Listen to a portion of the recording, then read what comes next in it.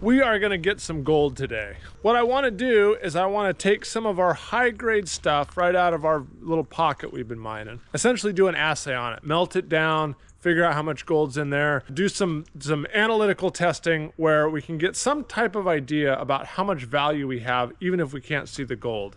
So here's kind of our high grade table in the rock shop. And I've got a lot of stuff listed on eBay. A lot of it is not here, but you get stuff like this where you get the gold and quartz, a lot of the Tellurobismuthite.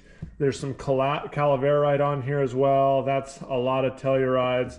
So I've got a lot of stuff here. And I want to understand, is this rock, let's see, like this rock here, I hope you can see the gold flashing there. Is this rock, how much gold is in there?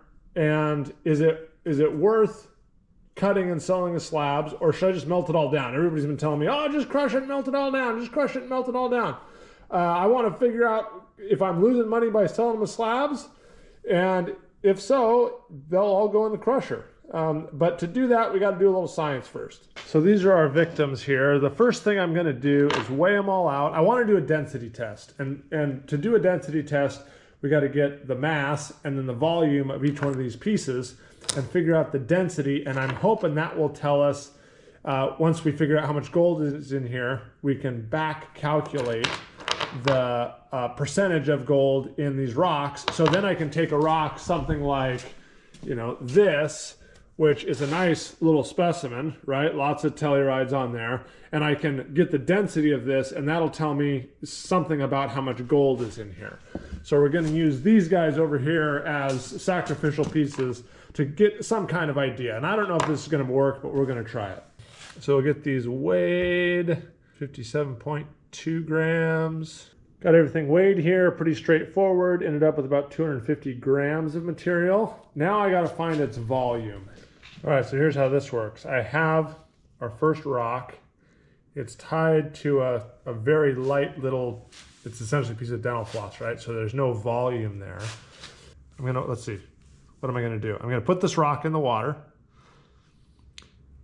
The important thing is the rock does not touch the sides or the bottom. And that rock displaces 21.5 grams of water. Now, water weighs 1 gram per cubic centimeter. And so that means that the volume of this piece is 21.5 cubic centimeters.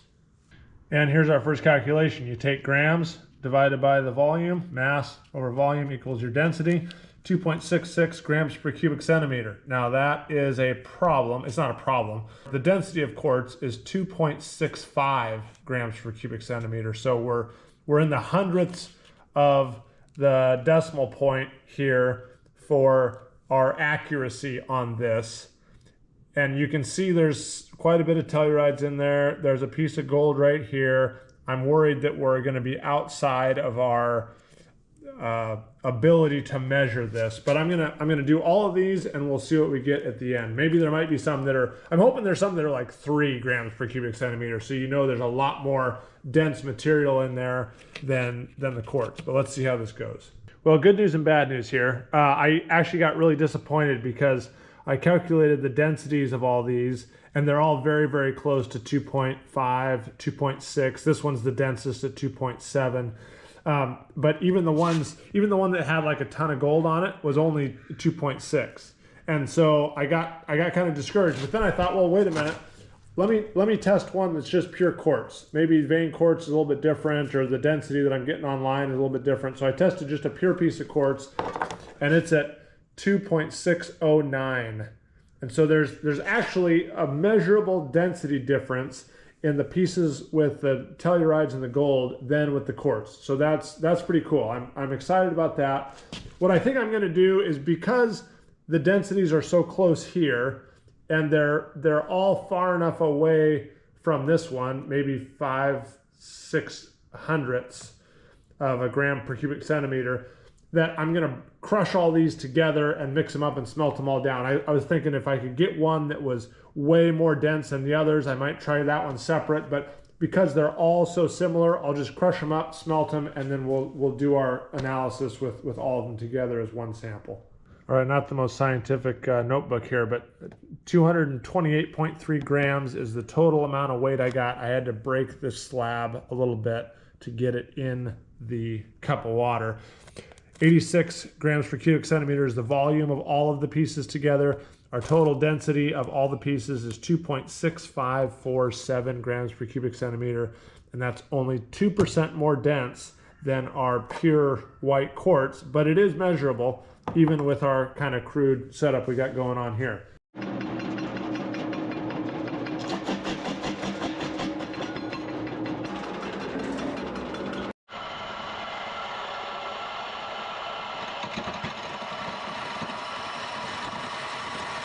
Now we're going to mix up some flux.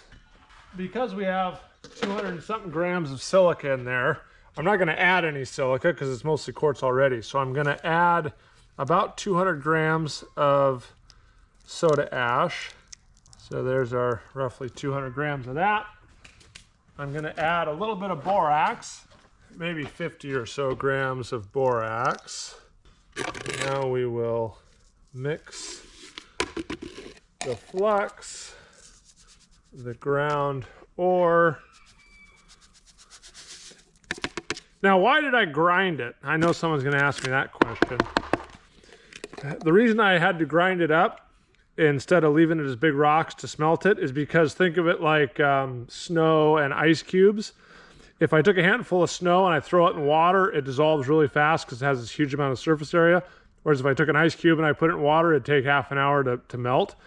A similar thing happens here. The flux needs a huge amount of surface area of the thing you're trying to smelt, so it can dissolve and work itself really fast. If you just put two big rocks in there, it'd take 12 hours to smelt it down to give the flux enough time to react with everything.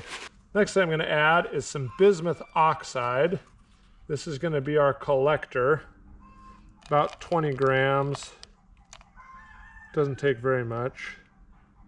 Something like that, 22 grams.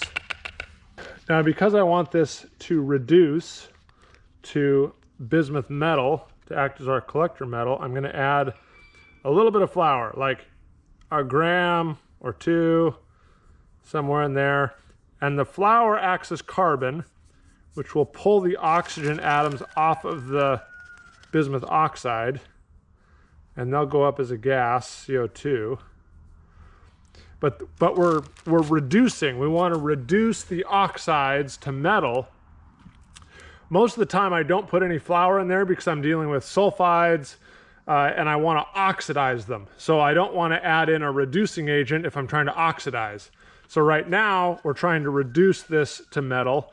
There's not a lot of stuff in here that needs to be oxidized. The tellurium, the tellurides will burn off. There's not much sulfides in here. So we're going to add that in. Reduce all that to metal, little metal beads, and then that will collect our gold and precious metals into the button at the bottom. We've got our nice clean crucible here. Let's see if I can fit all this in here. I think I can. Come on. Oh, that's gonna be close. This will foam and froth a little bit as it warms up. That is, we're playing with fire here, literally and figuratively. As this heats up and expands, it will bubble a little bit. There's not a lot of, we didn't add a bunch of oxidizer, we didn't add a bunch of stuff that's gonna foam up, so I'm hoping that it all stays inside the crucible and doesn't froth out and we lose some of our charge. Here's the furnace. I'm working in pretty tight quarters here with all these bags. So I got to work around these bags, but I hope I can get everything. Oh, there's an old crucible. Get him out of here. Put our nice charge in there. Now we'll flame on here.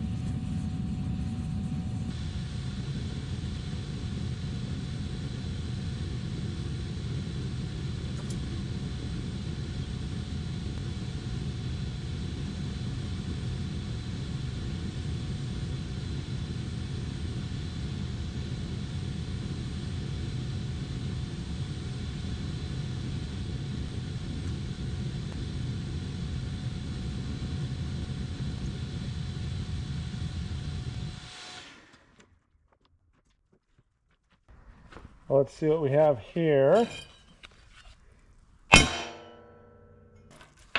That's what we want. That little button right there. We're going to take our bead, put it in our Cupel.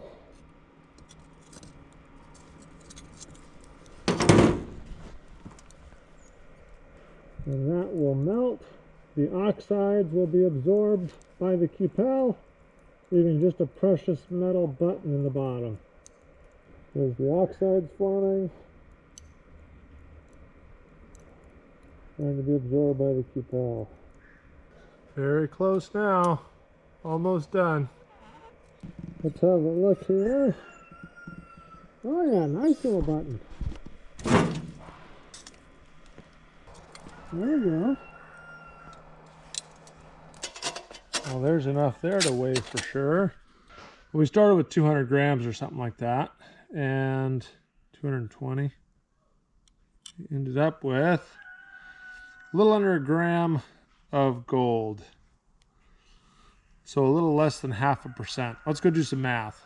So I'm not quite sure what to do with the density calculations we did earlier. I don't think that helps us a whole lot.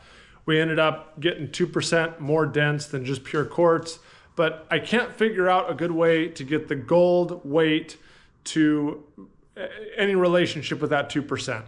But we can turn it into an assay, essentially, an assay of our super rich lens. And so let's convert these numbers that we have into grams per ton and then ounces per ton. And that'll give us one data point about how rich this stuff really is. Here's our real quick math. 228 grams is that number in metric tons. We have our 0.822 grams of gold. You divide it by our metric tons, 3,600 grams per metric ton, or for Americans, that's 116 roughly troy ounces per metric ton in that 228 gram sample that I crushed. So what that tells me is that lens, that pocket that we've been working is really, really rich. I think that what we processed was pretty representative of that lens. There wasn't as much free gold as on some of our other stuff, but the specimens that I'm ending up selling and the slabs and stuff with a bunch of gold, they're hundreds and hundreds of ounces of gold per ton. So that's going to be some kind of rough metric I can use to value these specimens by their gold weight. And so stay tuned for more videos on that. I've got a lot more high-grade bags I got to go through. I got a lot of ore to crush. And be sure to check out the bags on eBay. I've got bags coming out my ears. I've got some crushed bags as well that I've just started. By the time this video goes live, they will be on eBay. So check those out if you want to try your hand at some panning. And we got lots more mining videos coming. So thanks everybody for watching. I hope you enjoyed this video. Stay tuned for the next one.